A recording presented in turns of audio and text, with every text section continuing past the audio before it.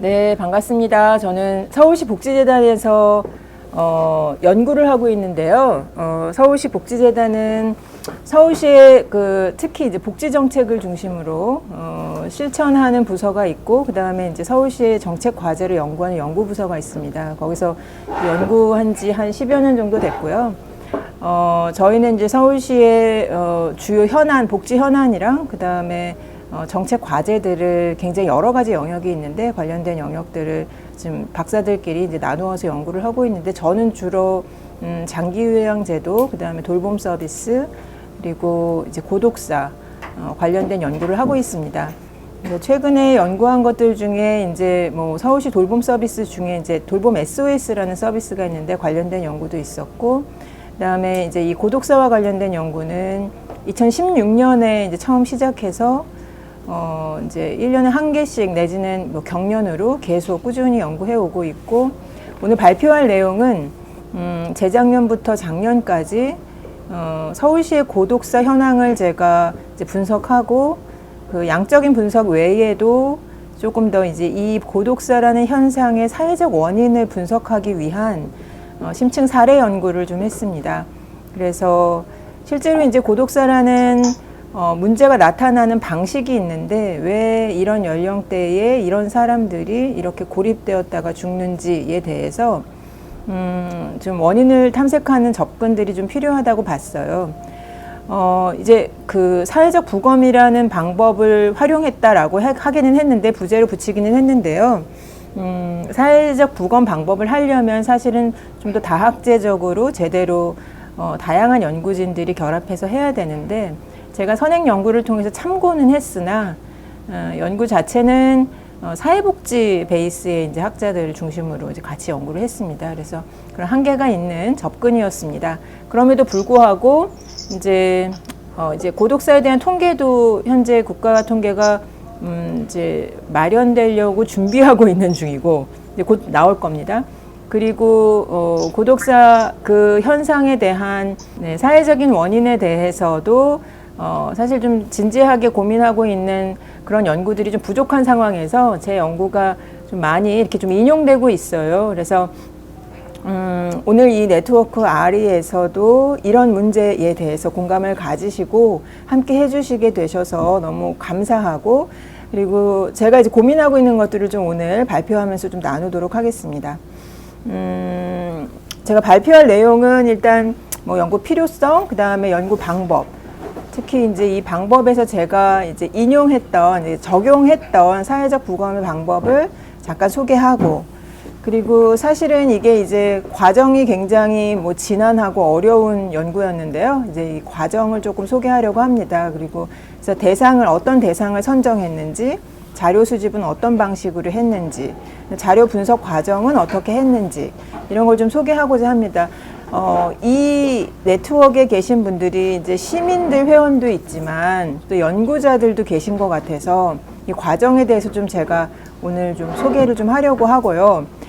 이 과정을 소개하는 취지는 실제로 앞에서도 얘기했지만 사회적 부검은 좀 다학제적으로 해야 됩니다. 그래서 인문사회, 뭐 예방의학, 뭐 다양한 분야의 분들이 이 분야에 관심을 가져주시면 좋을 것 같아요. 그래서 과정을 어떻게 했는지 좀 소개하고자 하고, 그리고 이제 이 분석을 통해서 제가 사례 분석한 것, 오늘 소개할 것들이 총 한 이제 9사례 정도 되는데 9사례를 조금 개괄적으로 소개하고, 그리고 이제 이 접근을 한 이유가 고독사라는 현상의 이제 사회적 맥락, 특히 이제 사회적 원인을 좀 탐색하고자 하는 건데, 이 사회적 맥락에 대해서 제가 분석한 내용을 조금 말씀드리고 정책적인 함의를 말씀드리도록 하겠습니다. 네, 일단 뭐 연구의 필요성인데요. 뭐 다들 아시겠지만 고립이 만연한 사회다 해서 요즘 이제 고독사에 대한 보도도 많고, 그리고 이제 이게 사실은 지금 윤석열 정부도 고독사 문제에 굉장히 관심이 많아요. 그리고 오세훈 시장도 고독사 문제에는 여전히 관심이 많습니다. 그 전 정권에도 관심이 있었는데 이거는 이 보수 진보 상관없이 사람들이 관심을 갖는 것 같아요. 특히 이제 한국적인 문화에서 한국은 정이 넘치고 함께 살고 뭐 이런 어떤 지금 현재 우리가 그런 기반에서 살고 있지도 않으면서 그런 좀 환상 속에 있지 않았나라는 생각이 드는데, 현실은 너무나 고립되었다가 혼자서 사망하고 일정 시간 이후에 발견되는 사람들이 막 나타나는 이런 기사 보도들을 보면서 다들 좀 놀라는 것 같고요. 어떻게 그런 일이 있었지? 라고 생각하는 것 같아요. 뿐만 아니라 이제 코로나19 이후에 우리는 고립이 만연한 사회에 살고 있다 이러면서 노리나 허츠가 책을 썼고, 이게 이제 번역되면서 사람들한테 굉장히 많이 읽히고 있는데, 고립의 시대라는 책을 여러분들도 보셨을 텐데요. 고립의 시대를 사는 현대인에 대해서 이야기하면서 아무도 말 걸지 않는 사회에서 죽음에 이를 수 있는 극단적인 외로움을 견디고 있는 사람들이다, 이렇게 봤고, 이미 우리는 이제 1인 가구가 전체 가구 수의 3분의 1을 넘어서고 있고, 서울 같은 경우는 이제 뭐 주민등록 통계로는 이미 40%가 넘어갔고, 서울대학교 인근에 특히 이제 대학동은 뭐 서울시 전체 동에서 1인 가구 가장 많은데 80%예요. 그 정도로 이제 1인 가구가 완전히 압도적으로 많은 이런 사회 환경 속에서 이제 혼자서 뭐 밥을 먹는 때 먹방을 보면서 밥을 먹고요. 그리고 직접 말로 소통하는 방법을 잃을 정도로 휴대전화에 매몰되어 있어서 요즘 MZ세대는 전화 통화하는 교육이 필요할 정도라고 할 정도입니다. 소셜 미디어에 보여지는, 그리고 거기에 갇힌 삶을 살게 되는 사람도 있고, 특히 우리가 이제 코로나19 시대를 살면서 플랫폼 노동이 급속도로 늘어났는데, 노동 과정도 고독해서 실제로 노동하는 과정에서 사람을 만나지 않는 노동이 이제는 배달 노동이나 플랫폼 노동에서도 많이 나타나는 것을 확인할 수 있어요. 자신을 웃게 하는 것은 오로지 AI 스피커와 로봇 인형이 전부일 수 있는 고립의 사회, 이렇게 좀 노리나 허츠가 얘기하면서 이런 상황은 매우 위험하다. 이제 고립된 사람들은 서로 돕지 않고, 게다가 정치적으로 완전히 극단적으로 치달을 수 있어서 이제 합리적인 사고를 하지 못하고 극단적으로 서로를 공격하게 된다, 이런 문제들을 지적하고 있습니다. 그래서 우리가 이제 사회 지속 가능성을 위해서는 이 외로움이 만연한 시대에서 조금 더 연결하는 사회로 가야 되는 게 아니냐, 이제 이런 주장을 하고 있는데요. 너무 공감이 되죠. 그래서 제가 인용을 좀 했고요. 우리도 이제 이미 이제 1인 가구가 늘어나고 있고, 새로운 사회 위험으로 고립이 부각되고 있습니다. 1인 가구 통계가 이제 계속 나오면서 1인 가구에 대한 여러 가지 정책적인 과제들이 나오고 있어요. 또 최근에는 이제 결혼을 하지 않거나 아예 이제 뭐 목표를 가지고 일을 하지 않는 사람들, N포 세대, 뭐 반대로는 캥거루족, 뭐 이런 여러 가지 세대들에 대한 설명이 나오고 있고요. 또 1인 가구의 증가는 또 라이프 스타일도 바꾸고 있어서 이 1인 가구의 라이프에 대한 연구들이 최근에 많이 벌어지고 있는 것 같고, 그 다음에 최근에는 이제 리빙랩 같은 걸 만들어서 1인 가구가 훨씬 더 편하게 살 수 있는 삶의 공간, 이런 것들을 만든다던가, 기업에서도 1인 가구용 여러 가지 산업들이, 그다음 물품들이 아주 많이 나타나고 있습니다. 보건복지부가 이제 2021년에 1인 가구 조사 결과를 발표했어요. 그리고 또 가계동향 조사에서도 1인 가구를 포함하기 시작했습니다. 이게 2021년부터 시작된 걸 보면 우리가 1인 가구에 관심을 갖는 것이 이제 너무 좀 늦었다라고 생각되는데요.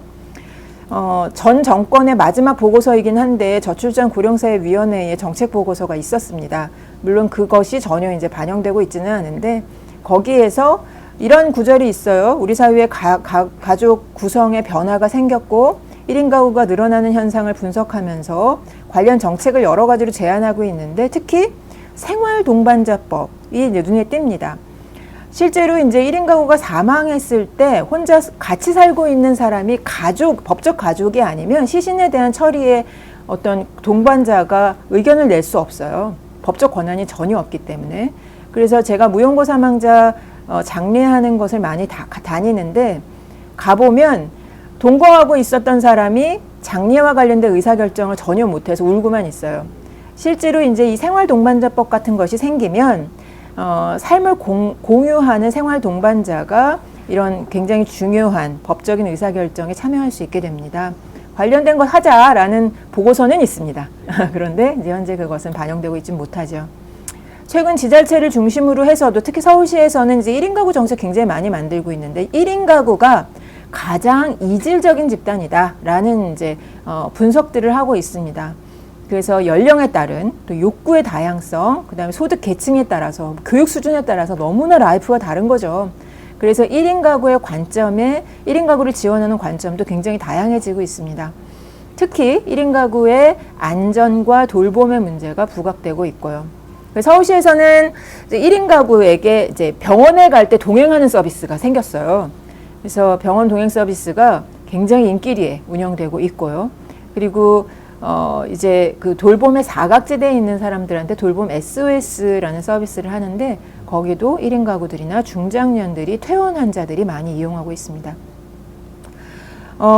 이제 1인 가구가 늘어나는 사회에서 가장 중요해지는 또 위험 하나가 고립과 외로움이다라고 이야기하고요. 특히 이제 OECD에서 1인 가구 사회 통계로 그 고립에 대한 계속 분석하고 있는데 우리나라가 사회적 고립도가 1위예요.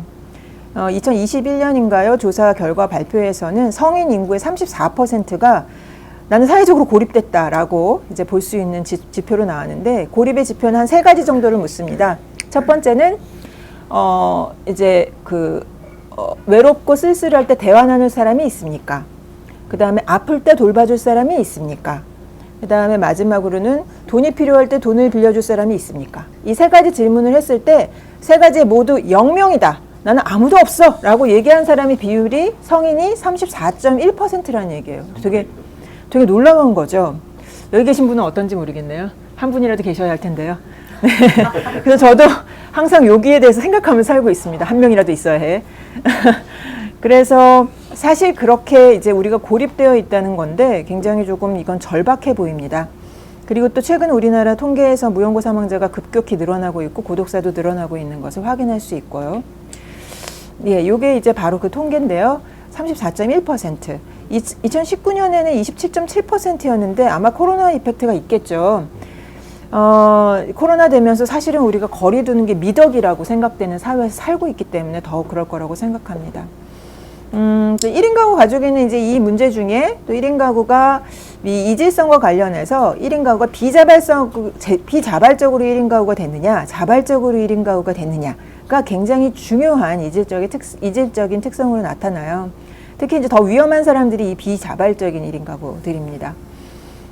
그런데 하지만 제가 본 이제 고독사 현상은 아까 고시 공부를 아주 계속하다가 그러니까 자발적으로 1인 가구가 된 거죠. 그런데 그게 고착되고 고시 패스 못하고 그러면서 고시 낭인이 되고 그러면서 고독사 하시는 사례들 제가 좀 많이 보는데 그런 사례는 이제 자발적으로 시작했지만 그것이 삶의 패턴이 되면서 이렇게 되는 이제 하나의 상황들도 볼 수 있어서 여러 가지 맥락이 이 안에 있는 것 같아요. 1인 가구는 또 자살 충동도 높다라는 연구들도 있고요.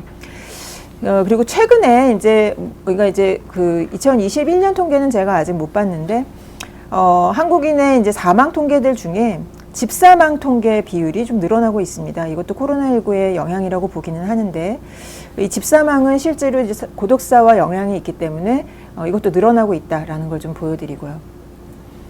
또 하나 이제 새로운 위험 고립에 대한 내용으로 이제 이 자발적인 1인 가구, 비자발적인 1인 가구에 대한 분석을 좀 추가적으로 해보면 이제 그 자발적 1인 가구일수록 연령이 낮고 반려동물과 함께 살고 돌봄 필요도가 낮고 주거 환경도 훨씬 좀 좋은 것으로 그러니까 아파트에 살 비율이 높고 이런 것을 좀 확인할 수 있었어요. 그런데 이제 반대로 비자발적인 1인 가구일수록 좀 취약한 주거에서 살고 이렇게 자기 여가를 활용한다던가 이런 부분에서 취약하고 반려동물이나 이렇게 자기가 적극적으로 자기 삶의 질을 높이기 위한 노력 같은 것들에 취약하다라고 볼 수 있을 것 같습니다. 예. 제가 이제 연구의 필요성에서 이 현상을 설명하고 오늘 이제 연구와 이 사회적 부건과 관련된 내용으로 넘어가려고 하는데요. 서울시에서는 이제 제가 통계를 만들긴 했는데 2020년과 2021년 연달아서 고독사 위험 통계라는 것을 냈습니다. 고독사 위험 통계는 이건 확실한 고독사라고 보기는 어렵기 때문이에요. 고독사에 대한 정의는 뒤에서 다시 한번 이야기 드릴 텐데 여기서 잠깐 소개하면 우리나라의 고독사와 관련된 법이 있어요. 고독사의 법에서 얘기하는 고독사는 단절된 채 혼자 사는 사람이 자살 등의 사인으로 혼자 사망하고 일정 기간 이후에 발견된 죽음이 고독사입니다. 핵심은 이제 단절이고 그 다음에 사망한 이후에도 단절된 사람이기 때문에 아무도 찾지 않아서 일정 기간 이후에 발견되는 거예요. 그래서 시신이 대체로 부패된 채로 집 안에서 발견되는 시신이라고 볼 수 있죠. 그래서 이제 이 사망 사례는 대체로 경찰이 변사자로 처리하고 변사자들 기록 속에서 이 고독사 현상을 확인할 수 있습니다. 그런데 서울시는 변사자 자료에 대한 접근 권한이 없어요. 이게 이제 경찰청이랑 협조한다고 해서 변사자 자료를 볼 수 있는 게 아니고 행안부의 어떤 이제 그 허락이 있어야 하고요. 그래서 이런 과정에서 저희가 자료 얻기가 너무 어려워서 서울시에서는 고독사 위험이라는 대체 지표를 하나 만들었습니다. 그 고독사 위험 지표는 주로 수급자들 중에 수급자들이 사망을 하시면 장제급여라는 걸 줍니다. 장제급여로 이제 80만 원의 급여가 나가고요. 이 사람들에 대해서 서울시는 무용고 사망자에 대한 장례 서비스도 치러주죠. 그래서 이 두 가지를 다 받은 사람들에 대한 자료를 제가 분석한 겁니다. 그래서 장제급여 수급자와 무용고 사망자 자료를 모두 결합시켜서 이들 중에 시설이나 병원에서 사망한 자를 제외하고 그리고 가족과 함께 살다가 사망한 사람을 제외하고 1인 가구이면서 집에서 홀로 사망하신 분들을 모아서 자료를 만들었습니다. 그래서 이제 2021년 이것은 이제 2020년 자료를 제가 가져온 거고 2020년에 990여 건의 고독사 위험 사망 사건이 서울시에서 나타났고 그들의 연령과 성별 분포를 제가 이제 그림으로 표현한 겁니다. 이 그림을 보시면 옆에는 전체 사망자의 연령 분포고요. 그 다음에 이 그림은 이제 고독사 위험자의 사망 분포입니다. 연령 분포인데 남성의 특성을 보면 이제 전체 사망자는 70대부터 90대까지가 이제 사망자로 많이 나타나는 것을 볼 수가 있는데 고독사 위험자는 60대와 50대 남성이 많은 것을 확인할 수 있습니다. 이제 이걸 보면서 저는 이 죽음은 좀 이상한 죽음이 아니냐.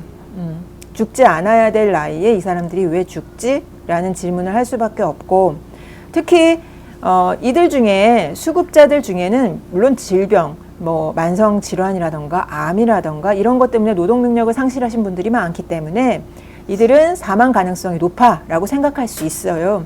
하지만 여성보다 남성이 이렇게 낮은 연령에서 많다라는 것은 이유를 좀 살펴볼 필요가 있는 죽음이 아니겠느냐라고 생각할 수 있는 타당한 이유가 된다고 생각합니다. 이들의 죽음의 특성을 일반적으로 조금 정리해 보면 남성이 제일 많고 그 다음에 5, 60대가 제일 많고요. 그 다음에 불상의 사인으로 기록되어 있는 경우가 21.3%로 꽤 많은 비율을 차지합니다. 물론 내인사로 분류되어 있는 게 더 많죠. 근데 불상의 사인으로 분류되어 있는 것이 21.3%인데 전체 사인 분류에서 분류할 수 없는 징후로 되는 게 한 10.4%거든요. 거기 한 2배다. 그러니까 실제로 부검에 의뢰하지 않는 사례로 그냥 불상으로 정리하고 이제 뭐 그냥 그 무용고 사망자 처리를 하는 거죠.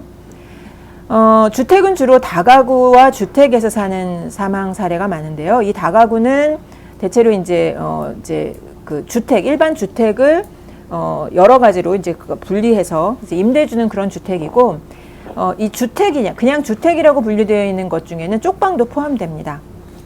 그리고 고시원, 기타 이제 원룸 이런 여러 가지 주거에서 많이 나타나고, 구별로 조금 다른데 노원구나 강서구는 임대 아파트에서의 고독사가 많습니다.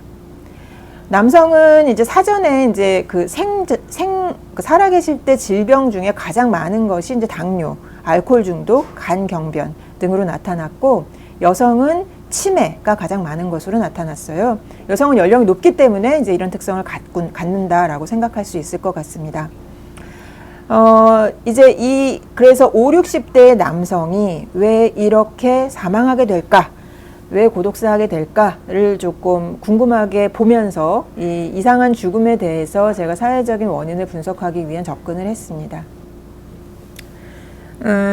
또 하나 이제 아까 제가 고독사와 관련된 정책이 이제 시작됐다라고 말씀을 드렸는데, 고독사가 시작됐기는 했지만 고독사의 원인 분석은 아직 조금 정치하게 되어 있는 것 같지는 않고 제 연구도 좀 초기 수준입니다. 서울시는 이제 2018년부터 고독사와 관련된 예방을 시작했고, 국가에서는 법이 2021년에 제정이 됐고, 거기서 이렇게 고독사를 정의하고 있고요. 이제 복지부에서는 지금 고독사와 관련된 정책 마련을 위해서 종합계획을 발표할 준비를 하고 있습니다. 그래서 올해 5월에 이제 곧 발표가 예정되어 있고요. 고독사와 관련된 정책의 이제 구체적인 내용은 제가 오늘 이 자리에서는 소개하고 있지 않은데, 사실 그 이야기를 이렇게 좀 살펴보고 토봐보고 낱낱이 분해해 보는 것도 굉장히 필요할 텐데, 정말 이게 맞는 정책인가 이런 거 고민할 필요가 있을 것 같고요. 여튼 이제 이런 게 추진 중입니다. 고독사 사례는 이제 의학적 임상에 따른 사인 분류에 포함되지 않는 불상의 시신이 꽤 많은 이런 상태이고, 이제 사회적 고립이 건강 요인으로서 상호작용해서 사망률을 높인다라는 선행 연구들도 좀 있기 때문에 이 고독사는 사회적 고립으로 인한 것이 아니겠느냐라는 이제 기존에 많은 이제 짐작들이 있습니다. 근데 왜 사람들이 사회적 고립을 하느냐, 그리고 어떻게 하면 고독사 할 정도로 고립이 되느냐, 이 부분에 대해서는 사실 이제 좀 이렇게 살펴본 적이 없죠. 그래서 이런 부분들에 대한 질문을 전반적으로 가지고 이제 고독사 예방, 이런 어떤 사회적인 맥락을 잘 분석하면 고독사 예방에 좀 더 접근할 수 있지 않을까라는 이제 취지로 연구를 했습니다. 연구의 방법은 아까 말씀드린 것처럼 사회적 부검 방법과 심리적 부검 방법의 여러 가지 인터뷰 방법을 조금 섞어서 진행을 했습니다. 실제로 사회적 부검은 이제 후향적 연구 방식이라고 하는데, 그러니까 사망 사건이 일어난 이후에 이 사람의 삶에 대해서 시간 순서를 역진적으로 이렇게 살펴보면서 이 사람이 어떻게 살았던 사람인지 전반적인 내용을 분석해서 사회적인 사망 원인을 찾아보는 이런 방식의 연구 방법이라고 볼 수 있겠는데요. 그 사망자의 사망 원인을 분석하는 것에는 이제 여러 가지 방식이 있는데, 실제로 이제 이 물리적인 방법으로 시신을 해부해서 사실 사인을 분석하는 방법이 있겠고, 그 다음에 이제 사인이 정확하게 나와 있지 않은 시신의 경우 이제 구술부검이라고 있어요. 그래서 주변 사람들을 인터뷰하는 겁니다. 이 사람이 질병이 어땠고 어떤 질병을 앓았고 죽기 전에 어디가 아팠고 이런 것들을 구술부검을 해서 사인을 분석하는 방법도 있어요. 주로 이 부검은 다 사인을 찾기 위해서 하는 건데요. 실제로 이제 이런 어떤 의학적인 사인을 분석하는 방법에 구술부검도 사용됩니다. 그런데 사회적 부검은 이 사람이 사망하게 된 여러 가지 요인 중에 사회적인 맥락, 그러니까 제도가 얼마나 부족했길래, 그리고 제도에 대한 정보가 얼마나 부족했길래, 그리고 가족 간의 어떤 가족이나 주변 사람들이 얼마나 이런 어떤 제도와 서비스와 관련해서 부족했길래 사망을 하는지에 대한 분석을 하는 것이라고 볼 수 있겠고요. 그리고 제가 이제 연구 방법 중에는 심리부검의 인터뷰 방법 이런 것들도 조금 활용을 했습니다. 사회적 부검은 그래서 사망자의 사망 원인을 분석하는데 뭐 교통재난이라던가 요양이나 홈리스 캠프라든가 이런 데서의 집단적인 사망, 그다음에 중년 남성의 자살에 대한 원인 이런 것들을 사회적 부검으로 연구하고요. 또 저개발 국가의 아동이나 취약계층의 집단 사망, 이런 것에 대한 사망 원인을 분석할 때 사용하기도 합니다. 그래서 이제 보건학이나 사회학적인 관점에서 연구를 하고요. 이 연구를 통해서 사망 원인도 분석하고 가족 세대, 지역사회, 의료 서비스, 법과 정책 환경, 문화적인 원인 이런 것들을 파악해서 건강 증진을 도모하기 위해서 연구를 한다라는 이제 연구 이제 취지를 볼 수가 있겠고요. 이 연구를 하는 데 있어서 이 사회적 부검 방법의 용도와 가치가 좀 있다고 저는 좀 생각한 것이, 일단 이제 사회적 부검이 연구된 연구 방법들을 조금 보니까 실제로 이제 이상한 죽음이나 집단적인 사망 이런 것들, 그리고 좀 설명이 안 되는 죽음 이런 것들을 연구하는데 활용을 많이 하시더라고요. 그리고 실제로 이제 그러니까 활용하고 있는 도구와 방법론들이 있고요. 알려진 방법론이 있기 때문에 이걸 좀 선택했고, 그리고 특히 이제 사회적 부검 방법에서는 어떤 지리적인 영역에 대해서, 그러니까 이 사람들의 사망이 발견된 어떤 지리적인 영역, 공간적인 영역에 대한 분석을 반드시 합니다. 이 부분도 이 고독사 부분에서 활용할 수 있는 좋은 연구 방법이라고 생각해서 활용을 했고요. 그래서 이제 진행을 했습니다. 사회적 부검 연구 방법 중에 인도의 펀자브의 파데커 사이프라는 곳에 성인 사망이 너무 많아서 그 원인을 이제 분석한 연구가 하나 있더라고요. 이제 이런 연구를 하는 겁니다. 그래서 이 지역이 뭐 이렇게 파키스탄과 인접한 히말라야 산맥 위쪽에 있는 인도의 어떤 동네인데 여기 사원도 많고 뭐 이런 동네예요. 병원도 있고 그런 동네인데 갑자기 여기에 성인들이 많이 사망한 거예요. 그래서 여기에 이제 보건학자와 사회학자들이 방문해서 왜 여기에 이렇게 성인들이 많이 죽었나 이런 것도 연구한 겁니다. 그랬더니 일단 양적인 연구를 해요. 어떤 사망들이 발생했고 어디서 많이 죽었고 이런 것들을 쭉 보고 그 다음에 이제 사망의 원인을 이렇게 좀 분석하고 보건학자와 사회학자들이 같이 이렇게 좀 결론을 냅니다. 비공식적 의료인과 상담하는 지역에 관행이 있었던 거예요. 그래서 이건 이렇게 치료하면 돼 이런 얘기를 듣고 그렇게 하는 거죠. 근데 건강관리에 대한 모니터링을 전혀 안 했고 그 다음에 의료인에 대한 의뢰하는 이런 시스템이 이 지역에 부족했고 질병을 숨기는 문화가 있었고 그 다음에 사람들끼리 그 정도는 다 아파 이렇게 좀 경증으로 인식하는 습관이 있었고 그 다음에 가족들이 이제 식구들이 많다 보니 이제 방치하는 문화 이런 것들이 있었고 그래서 지역사회 보건 시스템이나 교육 시스템, 인식 개선 이런 것들을 강화하는 정책을 하자 뭐 이렇게 정책 대안을 냈고요. 또 대표적인 우리가 이제 폭염 사회라는 책으로 아주 유명한 미국의 시카고의 폭염 사망 원인을 분석한 사회적 부검 사례는 좀 유명합니다. 이제 에릭 클리넨베르그라는 이 사람은 이 연구 이후에 이제 사회학자인데 고잉 솔로라는 책뿐만 아니라 도시에서 혼자 사는 사람들이 얼마나 1인 가구들이 얼마나 사회적으로 이제 어려운지 이런 부분들을 계속 연구하고 있는 학자인데요. 사실 1995년에 시카고 폭염으로 사망자가 폭증을 했는데 시카고라는 도시는 이런 도시예요. 뭐 여러분들도 아시겠지만 엄청난 이제 메가시티고 그리고 여기 이제 이게 다 지하철 노선도입니다. 서울시의 지하철 노선도를 보는 것 같죠. 또 대학도 있고 뭐 커다란 의료센터도 있고 뭐 이런 곳이죠. 그런데 여기서 폭염이 발생했다고 사람들이 엄청나게 많이 죽은 거예요. 그래서 이때 굉장히 민족지향적인 관점으로 사회학자, 인류학자, 보건의학자 이런 사람들이 팀을 꾸려서 기상학자 이런 사람들이 팀을 꾸려서 이제 그 폭염이 발생했던 시점부터 이제 사망자가 발생했던 이런 여러 가지 내용들을 조사하고 그리고 특히 공간적인 이제 공간에 어떤 관심을 갖고 사망자가 많이 발생한 공간을 좀 더 정치하게 분석하고 이런 연구를 실시했습니다. 그 결과 실제로 이제 혼자 살다가 사망하는 비밀의 고독사가 나타나는 어떤 공간을 발견하게 돼요. 그래서 거기에 사는 사람들은 도시에서 나타나는 여러 가지 위험 신호에 대한 정보도 거의 없었고 재난 방송도 듣지도 못했고 그다음에 국가 정책이나 서비스에서 완전히 사각지대에 놓여 있는 사람이다라는 분석을 하죠. 그래서 얼마나 취약한 사람들이 이 어마어마한 도시에 살고 있는지를 이제 낱낱이 드러내는 이제 이런 보고서를 씁니다. 그러면서 관련된 이제 정책적인 이제 문제 제기 이런 것들을 하죠.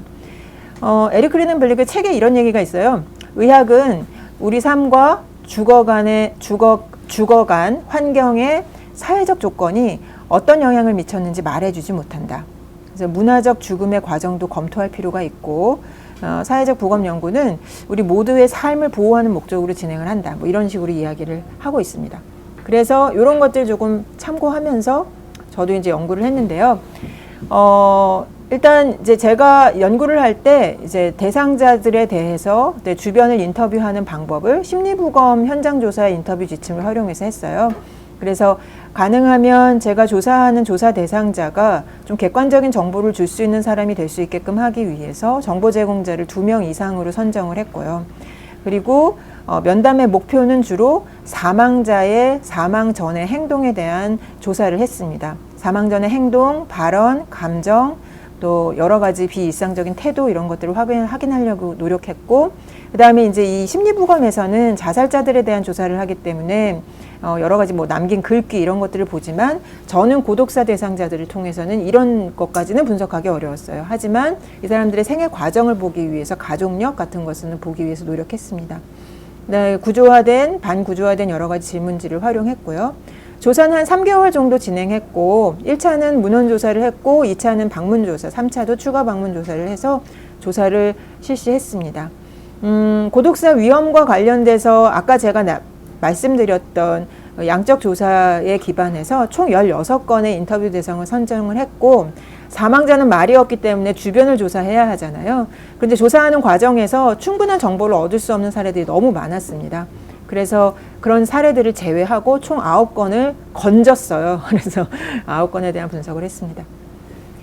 네, 연구 과정에서 각 사례별 이제 정보를 누구한테 얻었는지에 대한 내용입니다. 일단 사례별로 쭉 보시면 전반적으로 사례를 선택한 것은 이상 죽음에 해당하는 40, 50대 남성에 대한 사례를 조금 채택했고, 그다음에 여성의 경우는 이제 고령자들을 채택했고, 그리고 여성도 중장년 여성이 있어서 사망자들에 대한 특성을 봤습니다.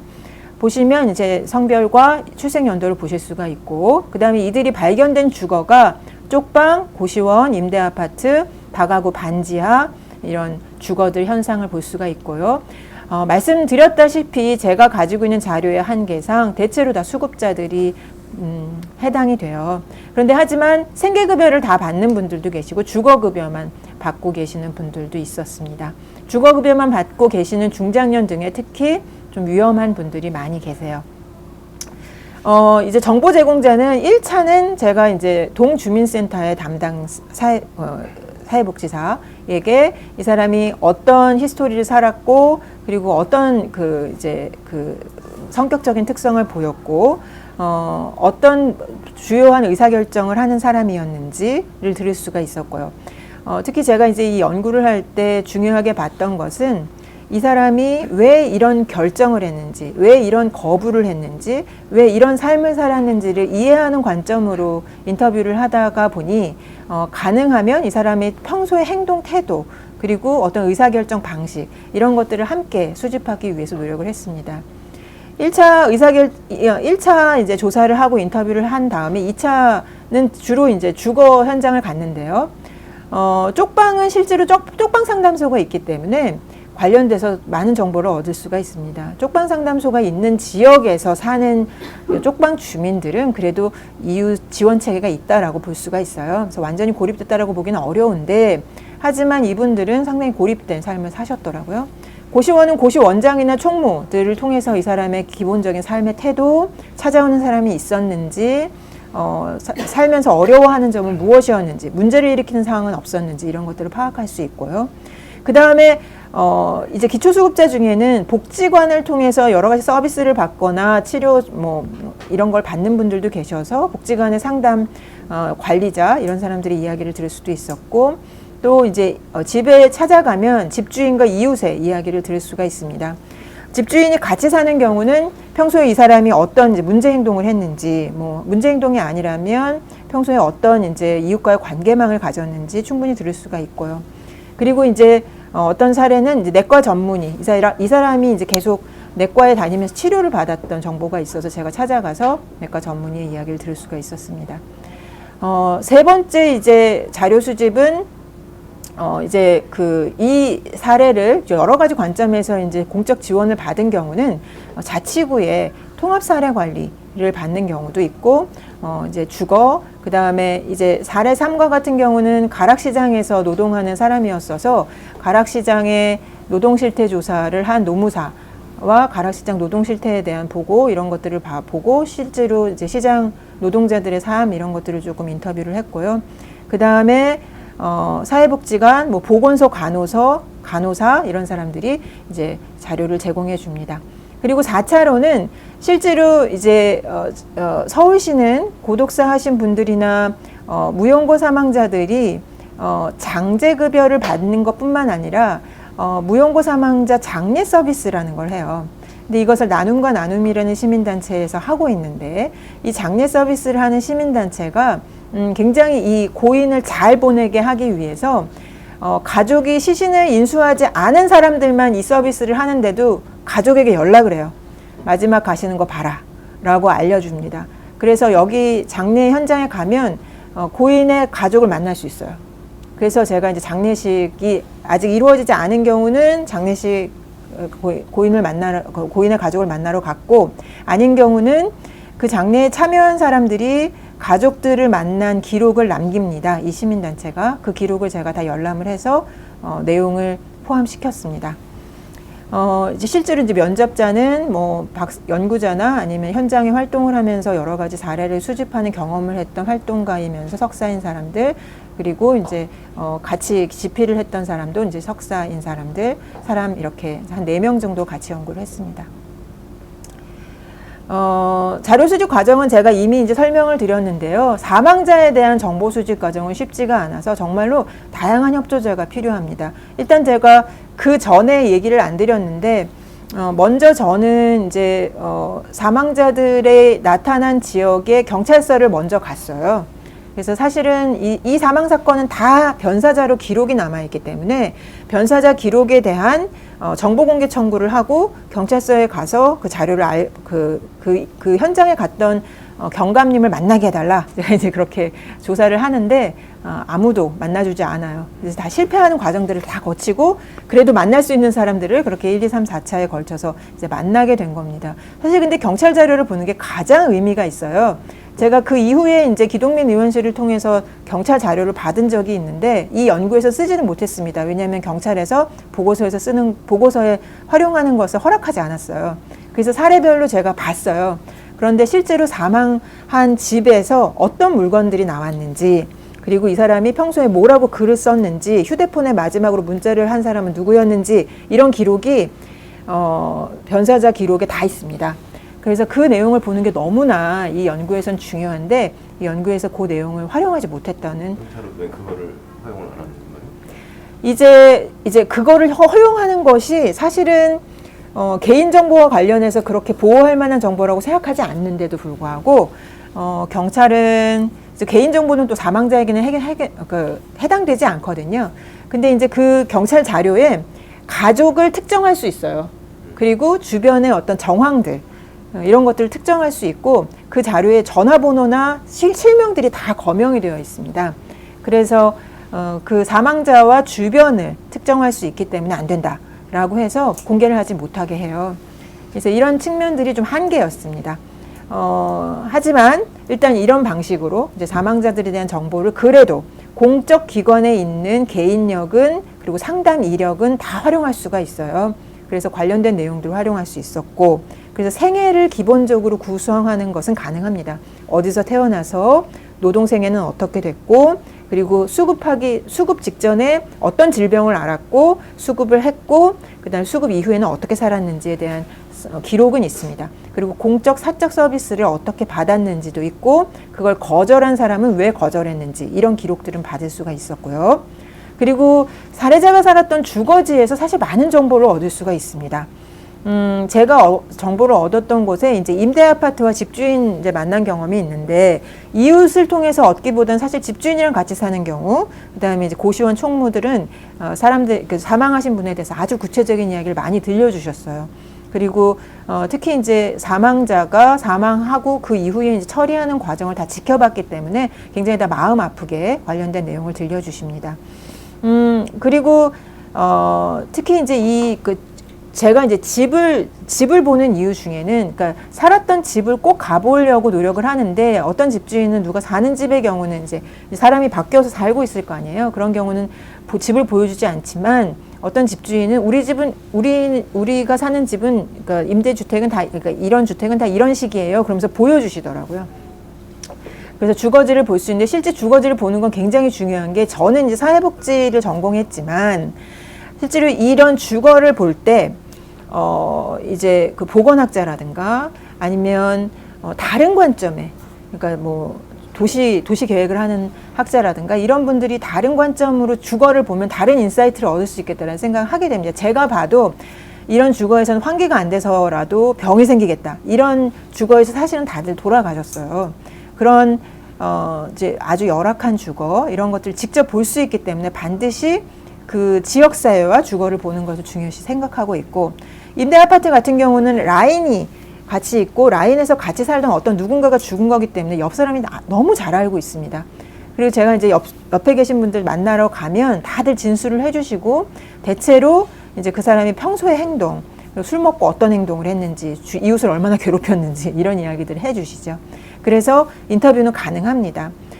그래서 일단 제가 이제 얻을 수 있는 그래도 9명은 어떤 생애 과정이나 이 사람이 살아왔던 전반적인 내용을 파악할 수 있는 분들이셨다라고 볼 수 있는 분들 내용이고요. 자료 분석은 이런 방식으로 했습니다. 일단은 이분의 이제 삶에 대해서 시간에 따른 생애를 정리했어요.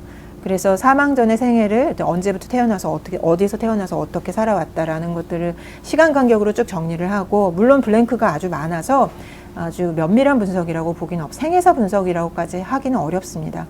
그리고 이분의 생활 패턴, 사망자가 사망 원인에 이 사망자가 사례자의 사망 원인을 제가 접근하기 위해서는 이 사람이 어떤 의사결정을 하거나 생활 패턴에 대해서 이해를 할 수 있어야 하기 때문에 이 부분들을 조금 파악할 수 있는 분석을 하기 위한 자료를 수집했고요. 그래서 어떤 선택을 한 경우, 그러니까 어떤 수급자의 경우 분명히 생애주를 다 받을 수 있는데 주거급여만 받은 사람이 있어요. 왜 이 사람은 주거급여만 선택했을까? 이런 것들, 답을 얻을 수 있는 정도의 내용을 좀 파악하기 위해서 노력을 했습니다. 네, 이런 분석을 했고요. 사례를 설명해 드리도록 하겠습니다. 시간이 많이 갔네요. 네. 앞을 너무 많이 제가 상세하게 했나 봅니다. 조금 더 하셔도 됩니다. 네. 근데 사례는 사실은 사례 얘기를 하면 더 길어지는데 좀 묶어서 설명을 드리려고요. 일단은 이제 73년 남성의 사례입니다. 이 사람은 이제 결혼한 사람이고 이혼은 안 했고 별거한 사람이었고 쪽방에 살던 사람이었고 생계급여, 생애주를 다 받고 있는 사람이었고 원인불상으로 사망했으며 알코올 중독이 있었던 사람이었습니다. 이 사람은 중독이 굉장히 심각했고 실제로 이제 뭐 알코올 중독인 사람들이 많이 보이는 패턴인데 끊어야지 마음 먹고 병원에서 뭐 이렇게 독소를 다 제거하는 치유도 받고 이러고 다시 나와서 다시 술 먹고 다시 막 자기를 막 채찍질 하다가 다시 또 병원 가고 이제 이런 수레바퀴 안에 사시는 분이었고, 그래서 실제로 집중적인 상담도 많이 받으셨어요. 근데 이분이 이런 어떤 패턴을 계속 가지고 있었지만 그래도 수급을 가지고 살 수는 있었는데 살고 있던 이제 고시원에서 강제 퇴거를 당합니다. 강제 퇴거를 당하고, 강제 퇴거를 당할 때 사실 적기에 누군가 지원을 해줬다면 이 사람이 사망하기까지는 안 했을 거라고 생각하는데 강제 퇴거를 당하고 노숙을 해요.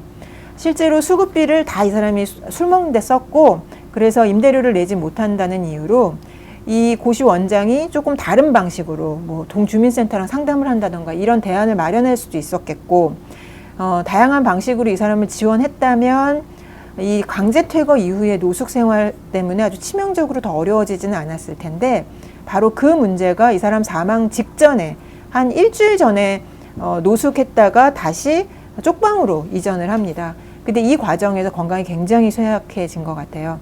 그래서 아무런 치료도 안 받고 쪽방으로 이주하고 한 일주일 만에 사망합니다. 그래서 이분은 이제 가족이 시신을 인수를 하기를 거부했고, 그래서 무연고 사망자로 이제 처리가 됩니다. 두 번째 사례는 44년생 남성입니다. 혼인은 알 수 없는 쪽방에 사는 사람인데요. 이분도 생애주를 다 받는 수급자였어요. 이제 급성 심정지로 이제 명확한 사인을 기록해 놨는데, 이 사람은 쪽방에 사는 양복 신사였어요. 이 사람은 이제 매일 생활에 이제 굉장히 그 정확한 루틴을 가지고 있는 사람이었는데, 이분은 어디서 태어났는지, 쪽방으로 오기 직전에까지는 어떻게 살았는지에 대한 히스토리 라인은 없습니다.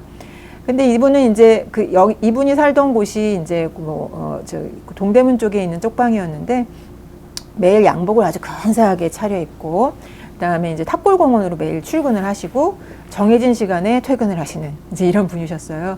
그런데 쪽방촌에 있는 사람들이랑 그렇게 관계 맺기는 좋지 않으셨고 주로 그렇게 이제 탑골공원에 가는 걸 좋아하셨고, 왜 탑골공원에 가느냐라고 쪽방 상담소 직원이 물어보니까 그 근처에서 매일 자기가 일을 했었다, 예전에. 왕년에 내가 거기서 일을 했었어. 그래서 거기로 가는 게 나한테 굉장히 중요해. 그래서 매일 그렇게 루틴을 가지고 계셨던 분이에요.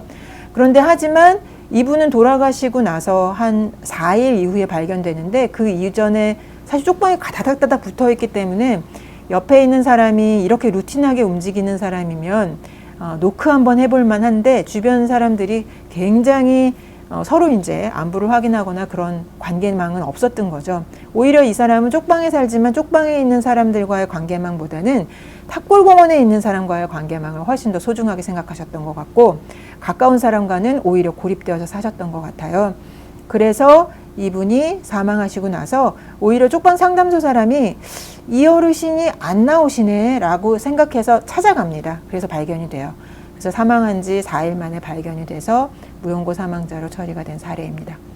이분 같은 경우도 사실은 우리가 이제 인프라라는 게 있잖아요. 그러니까 쪽방 같은 경우도 이렇게 쪽방 상담소가 있고 여러 가지 인프라가 있어서 지원 체계가 있다라고 생각되는 곳입니다. 동대문에 있는 쪽방은 특히 그렇고요. 그리고 이제 서울역 근처에 있는 쪽방들도 그렇죠. 그런데 거기에 이제 인프라가 있고 사람들이 서로 굉장히 밀접한 관계를 갖고 있는 곳이야라고 생각하는 곳에서도 이렇게 이 안에서는 반드시 고립되어서 살고 있는 사람들이 분명히 있다라는 것을 좀 확인해 주는 사례이고요. 루틴한 삶의 방식을 가지고 있는 사람들이라도 실제로 자기의 삶에서 가장 가까운 영역에 대해서는 공개하지 않는 이런 고립된 삶의 방식도 있을 수 있겠다라는 것을 보여주는 사례라고 생각합니다. 그래서 사실 이런 사례들 중에 사실 제가 여기 수급자들만 주로 다루지만 제가 아까 말씀드렸던 변사자 사례 중에는 일반 직장에 다니는 사례들이 있어요. 그러니까 이 앞에 이제 이 노인 사례처럼 이렇게 루틴하게 직장 생활을 하지만 자기 삶의 근거지에서는 사람들과 소통하고 있지 않는 1인 가구들이 많기 때문에 그런 경우 직장에서 찾아오지 않으면 이 사람이 발견되지 못하게 되는 거죠. 직장에서 찾아와서 발견된 사례들이 꽤 있습니다. 제가 이제 그런 사례를 다루지 못한 것은 조금 안타깝지만요. 세 번째 사례도 남성이고 56년생이고요. 미혼이었던 사람입니다. 고시원에서 살았고요. 이 사람이 바로 이제 가락동 시장에서 노동자로 일하시는 분인데요. 이분은 기초수급 생계급여를 다 받고 있는 사람인데 사실은 생계급여를 받은 지 얼마 안 돼요. 이 사람이 이제 절단장애가 있는 사람이었습니다. 그런데 절단장애가 있는 상태에서도 이제 이게 56년생 그러니까 이 수급을 받기 바로 직전까지도 굉장히 아주 열심히 일을 하면서 사셨고, 그래서 주변에서 자기는 이렇게 장애가 있으니까 장애인 등록을 하고 급여를 받을 수 있을 것 같아라고 주변에서 알려줘서 그제서 동주민센터에 찾아갑니다. 그래서 이 돌아가신 해에 수급자가 되세요. 이분도 수급자가 되신 이후에 3개월 만에 돌아가세요.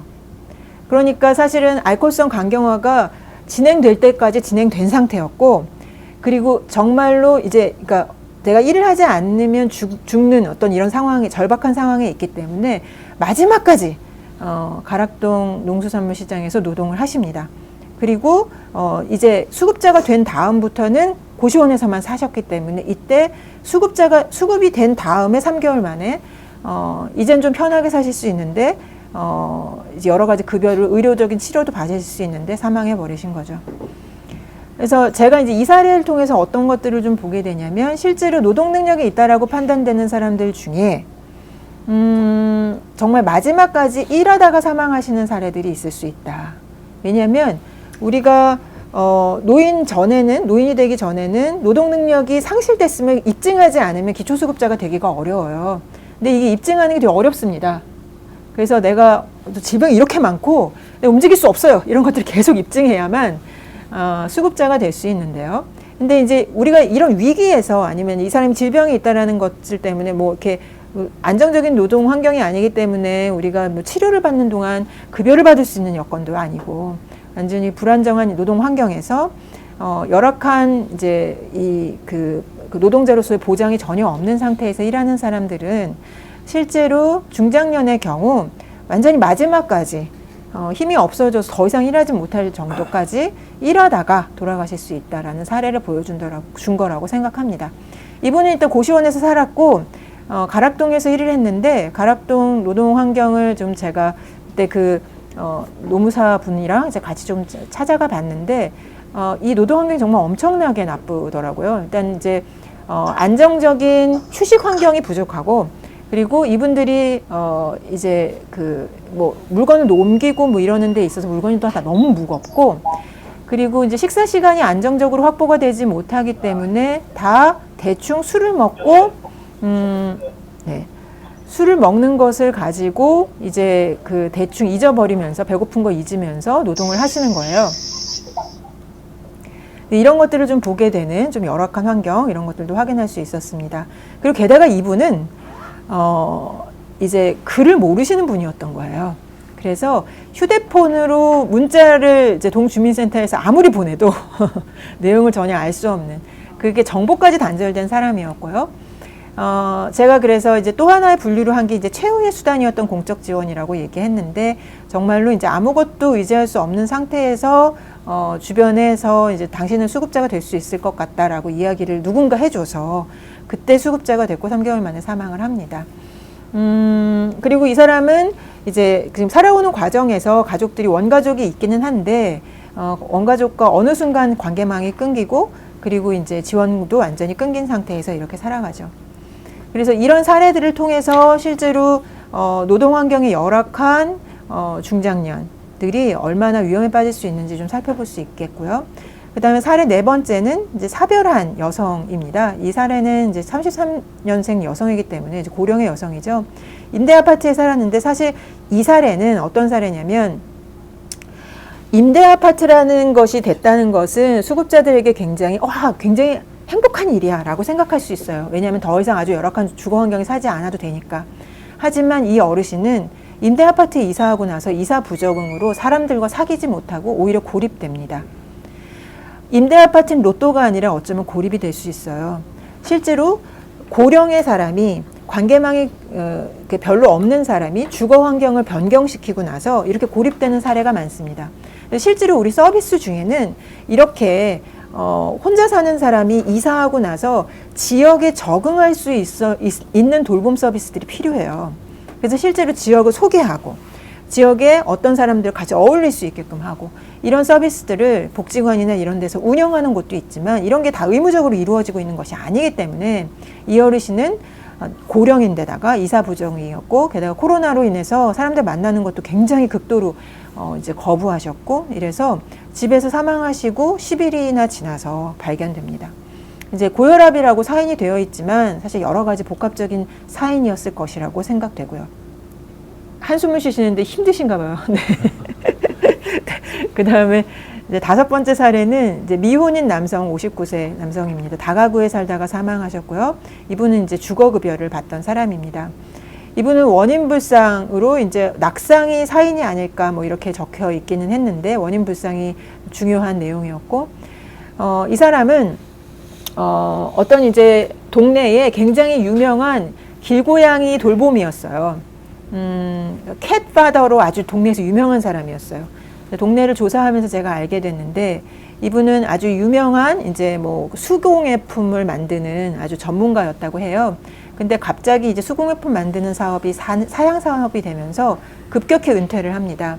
은퇴하고 뭐 그런 어떤 업체들이 이제 뭐 돈도 없었을 거고 이제 은퇴 이후에 어떤 준비된 어떤 과정들도 없었을 거고 급격한 은퇴 과정 이후에 이분이 이제 노동 일을 하다가 다치세요. 그 다음에 수급자가 됩니다. 그런데 주거급여만 받겠다고 스스로 선택해요. 생애주를 다 받을 수 있고 이분은 노동 능력이 없음을 입증할 수 있다고 동주민센터에서 생애주를 다 받으세요 라고 했는데도 주거급여만 선택합니다. 왜냐하면 원가족에게 연락이 가는 것이 싫었던 거예요. 그렇게 나중에 이제 그런 게 아닐까라고 동주민센터 그러니까 동주민센터 직원이 추정을 하더라고요. 왜냐하면 가족들에게 연락이 가거든요. 근데 주거급여는 그거 훨씬 더 좀 그 과정이 수월합니다. 그래서 원가족에게 연락하지 않고 이제 그 소득이 없다는 것을 이제 증빙하면 주거급여를 받을 수가 있어요. 그래서 이분은 이제 자기의 상황이 다른 가족에게 알려지는 것을 싫어했던 것 같아요. 그래서 원가족과는 고립된 상태에서 급격한 은퇴 과정을 살고 있었고, 그리고 이분은 자기는 굉장히 다리도 쩔룩쩔룩거렸고 잘 먹지도 않는 것 같아서 굉장히 말라 있었다고 하는데, 그 캣맘들이 동네에서 다 굉장히 마른 분이고 몸도 아파 보여서 우리가 좀 도와드릴게요, 뭐 이렇게 반찬 드릴게요 라고 권해도 다 거절을 했다고 하세요. 그리고 내 몸보다 나는 고양이를 돌볼 때 훨씬 기쁘다 라고 하면서 동네 고양이들이 이렇게 길고양이들이 잘 머물 수 있는 집도 지어주시고, 그 다음에 고양이들 중에 이렇게 아픈 애들을 다 병원에 데려보내고, 그리고 아주 좋은 치료를 다 해주고, 가지고 있는 돈을 다 고양이를 위해서 쓸 정도로. 그리고 이분에 대한 에피소드 중에는 놀라운 것이, 겨울에 고양이들이 추울까봐 이분이 반지하에 살았는데 살고 있는 집에 문을 열어놓고 주무신대요. 그래서 고양이들이 집에 들어와서 따뜻하게 있고 언제든지 나갈 수 있게끔 이렇게 고양이를 돌봤던 분입니다. 근데 이분은 마지막까지 주변 사람들한테 이렇게 얘기하셨다고 해요. 나는 돌봐주지 않아도 된다. 나는 오히려 고양이를 돌보다가 이렇게 죽겠다 라는 이야기를 했다고 하고, 실제로 집에서 사망하신 이후에 10일 이후에 발견됩니다. 이분도 아무도 시신을 인수하지 않아서 무용고 사망자가 되고요. 근데 이분이 이제 선택한 여러 가지 것들을 좀 보면서 실제로 이분은 자기 자신을 지키기 위한 선택을 한 게 아닐까, 이것이 자존을 지키는 방법이라고 스스로 생각한 것이 아닐까라고 생각은 드는데요. 하지만 제도적으로는 실제로 이분이 급격하게 은퇴하고 이렇게 좀 더 고용보험이나 그 다음에 그 국민연금 이런 것들로부터 제대로 혜택을 받지 못할 만한 분들이 공적인 지원 체계 안에 들어가는 것이 너무 어려워요. 다양한 급여나 이런 서비스들 너무 부족하고요.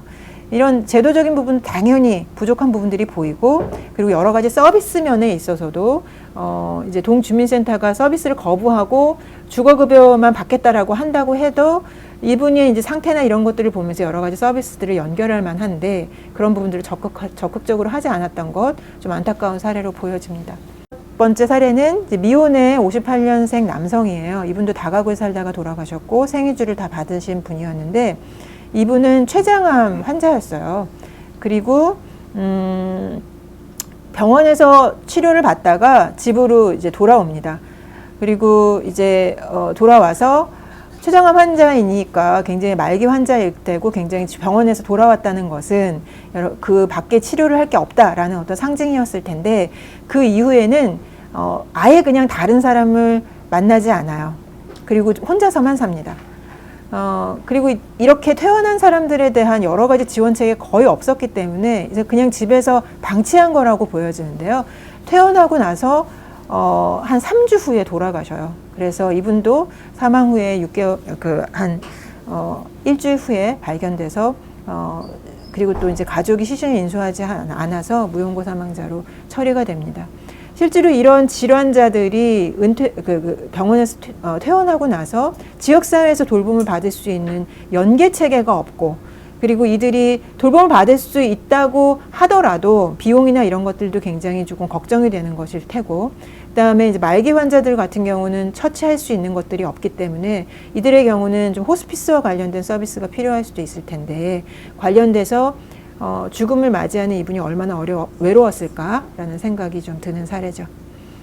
이제 마지막까지 달려보겠습니다. 7번째 사례는 미혼의 여성이에요. 73년생 여성인데, 이분은 여성인데 고시원에서 살다가 사망하십니다.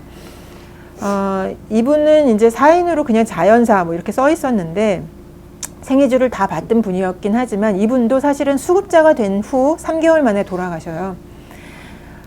이분의 사례도 굉장히 안타까운데, 이분은 그래도 혼자서 살면서 식당에서 일을 하던 분이셨어요. 자기 혼자서 자기 밥벌이는 하시는 분이었고 고시원비를 낼 수 있는 사람이었습니다. 그런데 수급자 이제 계속 이제 허리 디스크로 몸이 쇠약해져서 수급 신청을 하러 갔는데 자기 명의로 자동차가 있다는 이유로 수급 신청이 안 돼요. 그리고 나서 이건 내가 사기를 당한 거다. 나는 자동차를 가지고 있지 않다라고 해서 소명을 하려고 그렇게 이제 자기가 소명을 했는데 그러려면 자동차를 구매한 그 시기에 자기가 입금 내역이 없음을 증빙을 해라라고 동주민센터에서 얘기를 한 거예요. 근데 이분은 그걸 증빙할 여력도 그런 에너지도 그런 의지가 없었던 거예요. 그래서 그걸 증빙하지 않습니다. 그래서 수급자가 안 돼요. 수급자가 안 된 상태에서 이제 고시원비를 못 내고 이분도 수급에서 탈락하는 게 아니라 그렇게 돼서 이 사람이 수급자가 안 되고 그런 과정에서 고시원에서 퇴거를 당합니다. 그리고 나서 이분도 앞에 사례랑 비슷하게 이제 여성 쉼터에서 잠깐 생활을 해요. 노숙인 여성 쉼터에서 잠깐 생활을 하고 그리고 노숙인 여성 쉼터의 원장님 얘기를 들어보니 굉장히 근로도 열심히 하셨고 노숙인 여성 쉼터에서 일을 하거든요. 같이 공동 작업을 하는데 일도 열심히 하셨고 그래서 번 돈을 모아서 고시원비를 낼 수 있겠다. 그리고 다시 갑니다. 그리고 그때 동주민센터에 다시 방문해서 의지를 가지고 다시 소명을 해서 드디어 수급자가 되세요. 근데 사실은 이제 처음에 그 수급자에서 수급이 안 됐을 그 시점에 누군가가 이 사람의 소명을 지원했으면 이 사람은 퇴거당하지도 않았을 거고 그 이후에 조금 더 회복돼서 잘 살 수 있지도 않았을까라는 생각이 드는 좀 젊은 사례이기 때문에 그런 사례죠. 실제로 수급이 탈락되거나 수급 신청을 하는 과정에서 적극적으로 대응을 하지 못해서 수급자가 못 되는 사례들이 상당히 현장에는 많습니다. 이런 사례들을 보면서 수급에 대해서, 그러니까 수급 탈락이 되거나 수급에서 이렇게 자기 소명을 해야 되는 상황에서 제3자가 시민단체라던가 아니면 지역에 있는 복지기관에서 이 사람들을 지원해주는 시스템이 있었으면 어땠을까? 라는 조금 안타까움이 들어요. 이 사례는 그리고 나서 드디어 수급자가 되셨는데 그리고 나서 3개월 정도 후에 집에서 사망한 채로 발견이 됩니다. 그리고 무용고 사망자 처리가 되죠. 8번째 사례는 이혼한 58년생 남성이고요. 임대 아파트에서 사망합니다. 이 사람은 사실은 이제 탈북 이주민이셨어요. 탈북 이주민들이 사실 탈북인으로서 명명되는 것을 싫어해서 이 사람은 자기가 탈북자로 명명되는 걸 너무 싫어하셔서 평소에도 그랬다고 해요. 나는 탈북자가 아니다. 나는 한국에 적응한 사람이다. 이렇게 항상 얘기를 했다고 해서 제가 이 기록에도 탈북자라는 기록을 가능하면 안 썼습니다. 이분이 사망하신 분이지만 탈북자라고 쓰이는 걸 싫어하실 것 같아서 이분의 사인은 다발성 장기부전이었고 사실은 폐암 환자였고 이분은 마지막까지 굉장히 여러 가지 공적 서비스를 다 받고 사망하셨어요. 보건소에서 주는 말기암 환자 지원 서비스도 다 받았고 보건소의 간호사한테 맨날 전화해서 너희들이 주는 죽은 왜 이렇게 맛이 없냐? 좀 더 좋은 죽을 줘라. 막 이런 식으로 요구하고 자기의 생존을 위해서 굉장히 여러 가지 자원들을 잘 활용하는 분이셨습니다.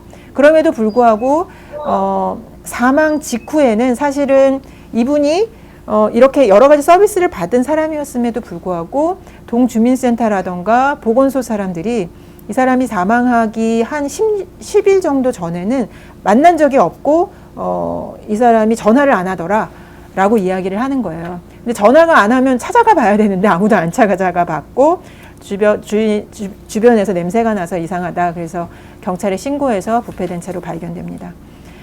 실제로 마지막 순간은 혼자서 견뎠다는 얘기고 생사의 순간을 여러 번 거치면서 남한으로 내려오셨고 남한에서도 사실은 결혼을 하셨어요. 그리고 이 사람은 적응한 사람이라고 보여지는 이유가 꽤 큰 병원에 이제 청소직 노동자로 15년을 일하신 분이에요. 그래서 상당히 한국 사회에 적응해서 한국 사회의 노동자로서 일하신 분입니다. 결혼도 했었는데 이혼했고, 근데 가족이 시신을 인수하지 않아서 무용고 사망자로 장례를 치릅니다.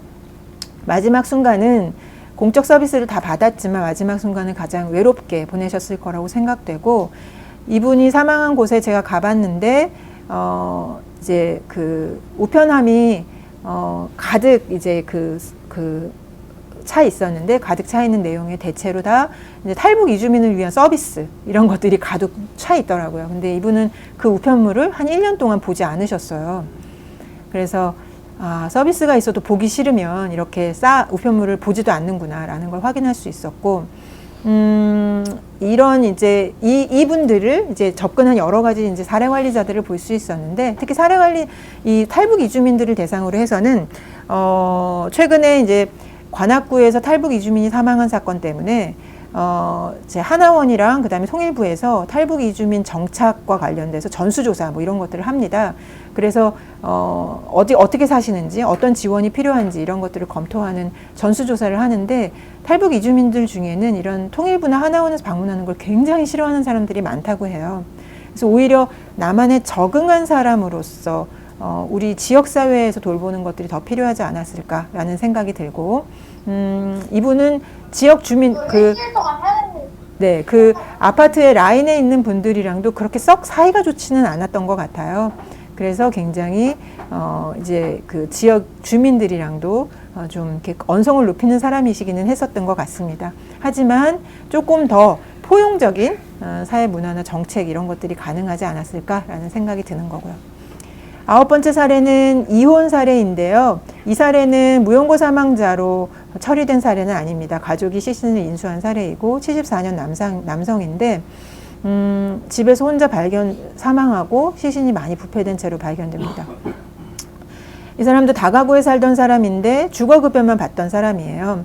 이분은 다발성 통증 증후군이라는 것을 앓고 있었고 난치성 질환 환자로 등록되어 있었습니다. 이 통증 증후군을 앓게 된 다음부터 직장을 잃고, 그리고 이혼을 하고, 그리고 주거급여를 받고 혼자 사는 사람이 되고요. 유일하게 연락하고 있는 사람은 아버지였어요. 아버지가 나중에 시신을 인수하시죠. 실제로 이렇게 어떤 질병을 얻고 나서 직장을 잃고 이혼하고, 이렇게 혼자 살고, 그 모든 관계망이랑 단절되다가 혼자서 사망하게 되는 아주 전형적인 사례를 보여주는 사례라고 생각합니다. 그래서 이런 분들, 특히 이제 난치질환을 앓거나 혼자서 이렇게 질병을 견디는 분들에 대한, 이런 연령대의 분들에 대한 돌봄 서비스가 전혀 부재하거든요. 이런 부분들 고민거리로 볼 수가 있었습니다. 예, 이제 시간이 많이 지나서 짧게 이제 제가 이제 이 고독사의 사회적 맥락과 원인 분석을 한 내용들을 조금 소개하고자 해요. 이미 제가 말씀을 다 드렸기 때문에 사례를 얘기할 때, 첫 번째는 제가 다 현장을 다 다녔다고 말씀드렸는데 고독사의 지역 집단화 현상이 좀 보여집니다. 죽음의 공간이라고 얘기하기 좀 미안하긴 하지만 그 지역에 사시는 분들에게 동네에 가보면 이 동네에는 이런 일이 많아요 라는 이야기를 흔하게 들을 수 있어요. 그런 저층 주거지, 임대아파트 단지는 실제로 우울하고 침체된 정서들이 이렇게 녹아있는 지역사회일 수 있습니다. 이런 문제들은 지역 차원에서 접근해야 되는 문제다라고 생각되고요. 그 다음에 노동사회에 배제되거나 주거에서 배제된 후에 급격히 삶이 몰락하는 여러 가지 사례들을 볼 수 있어서 관련된 영역에서 우리 지원체계들이 얼마나 허술한지 볼 수 있고요. 그 다음에 지연된 도움, 수급 탈락. 실제로 이제 수급까지 왔다면 사실은 굉장히 절박한 거거든요. 그런데 여러 가지 이유로 수급에서 이제 인정을 못 받거나 소명을 해야 되거나 이런 상황에서 도움이 적재적소에 들어가기 위해서는 이 사람들의 절박한 상황들을 조금 더 기민하게 대응하는 지원책이 필요한 게 아니냐라는 거고요. 그 다음에 거부와 자기 방임의 문제들을 보여주는 사람들이 많습니다. 그것을 자존을 위해서 하는 것이더라도 아니면 이 질병을 자기가 견뎌야 한다라고 생각하고 하는 것일 수도 있는데 그런 거부하고 자기 방임하는 사람들이 고독사하게 되는데요.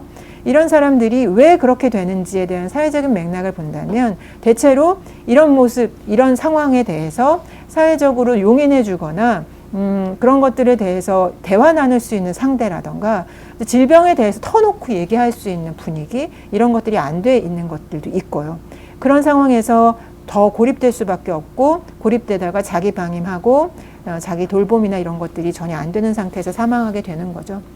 그리고 재택 돌봄의 부재 상황은 굉장히 위험하다고 생각합니다. 중증, 만성, 희귀 질환자의 돌봄 없는 재택 죽음 사례들을 제가 많이 보게 되고 이런 거와 관련된 서비스들이 필요하다라고 보여집니다. 그래서 저는 이제 이런 문제들을 저희가 조금 정책적으로 반영해야 되는데 실제로 이런 지역사회적인 관점에서 공간적인 지원을 하고 지역을 조금 다른 분위기가 만들어질 수 있게끔 지원하는 이런 공간 지역적인 아주 좁은 지역적인 접근이 필요합니다. 대학동에 지금 해피인이라는 밥집이 하나 생겼는데 등록이나 상담 절차 없이 누구나 들어가서 그냥 밥을 먹을 수 있는 거예요. 근데 여기가 그냥 그러면 노숙인 쉼터야 이렇게 생각할 수 있는데 그런 곳은 아니고 편하게 와서 쉬고 커피도 마실 수 있는 곳입니다. 대학동에 고시낭인들이 많고 여기 고독사 많이 발생해서 나타나는 집인데 이 해피인 이후에 해피 친구들이라는 또 다른 공간이 생겨서 이제는 주거 상향 사업을 지원하기도 하고 그 다음에 이들이 같이 이제 소셜 다이닝 할 수 있는 공간들도 만들어져서 지역적인 공간이 만들어지고 있거든요. 실제로 이런 지역적인 접근을 통해서 등록 없이 낙인감 없이 사람들이 여러 가지 지원을 받을 수 있는 공간이 필요합니다. 실제로 이런 어떤 중독 문제를 가지고 있거나 그리고 사회적 낙인이 많은 대상일수록 이 등록 절차 없는 서비스가 너무 필요한데 우리 공적 지원 서비스나 사적 지원 서비스마저도 다 등록하고 상담하고 주민등록 넣고 어쩌다가 이렇게 됐어요. 이런 얘기 다 해야지만 서비스를 받을 수 있어요. 그래서 이런 문제들을 해결할 수 있는 중간 역할을 할 수 있는 지원책이 반드시 필요하다 보여지고 그다음에 비정규직 노동자의 건강과 생활 안정성 문제에 대한 지원책이 필요하고 일용직을 하면서 수급을 신청하는 대기자들, 수급 탈락을 하는 사람들의 지원체계 이런 것도 필요하다라고 다시 말씀드립니다. 더불어 이런 어떤 사망자들, 그러니까 좀 이런 사망하지 않을 연령의 사망자들 그리고 급격히 이렇게 사망하게 되는 사례들 이런 사례들에 대해서 조금 더 복지뿐만 아니라 노동, 보건, 안전, 그다음에 인류학적인 관점에서도 다학제적인 접근을 해서 연구를 좀 하고 근데 이런 연구에 대해서 사회적으로도 좀 관심을 갖고 정보 접근성도 생기고 이렇게 해서 다양한 이제 연구진들이 참여해서 확대가 되기를 바라는 마음입니다. 이상입니다. 네, 고맙습니다.